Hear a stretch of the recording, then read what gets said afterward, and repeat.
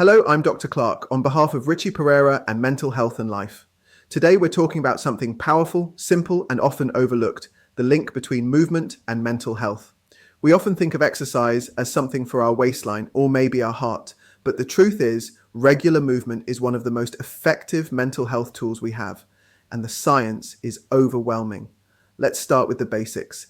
The NHS recommends 150 minutes of moderate activity per week, or 30 minutes a day, 5 days a week, plus at least 2 strength sessions.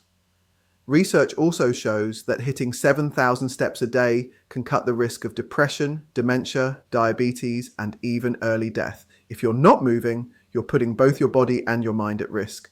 Now, here's why this matters for mental health. When you exercise, your muscles release chemical messengers called myokines. One of these, irisin, is especially exciting. Irisin helps increase a growth factor in the brain called BDNF, brain-derived neurotrophic factor. Think of BDNF as fertilizer for your brain. It helps brain cells grow, repair, and connect better. A review by the University of South Australia found that physical activity can be up to 1.5 times more effective than counselling or medication in reducing depression symptoms. That's not to say medication and therapy don't matter, they do. But without movement, we are skipping the basics. Let's get more specific. Cardio exercise, like running, cycling, or swimming, is consistently linked to improvements in mood, anxiety, and stress. It also improves sleep, which is a cornerstone of good mental health. Strength training, lifting weights or resistance work is critical as well.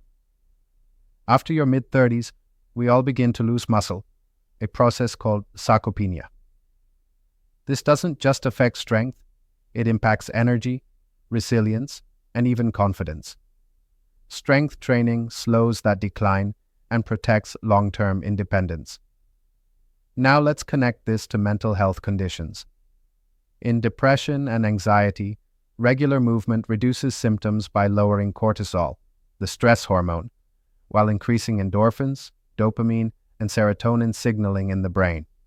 In ADHD, aerobic exercise has been shown to improve focus, impulse control, and working memory by regulating dopamine pathways. For cognitive decline and dementia, physical activity is one of the strongest protective factors we know. And here's another layer.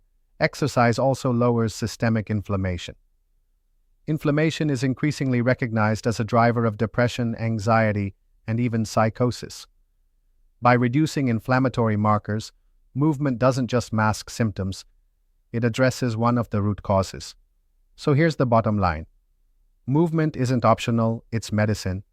It's one of the most powerful, accessible, and low-cost tools we have for mental health. So move daily, sweat often, mix cardio and strength. Because your body won't wait, and your mind can't afford for you to sit still. Thanks for watching, and see you on the next one.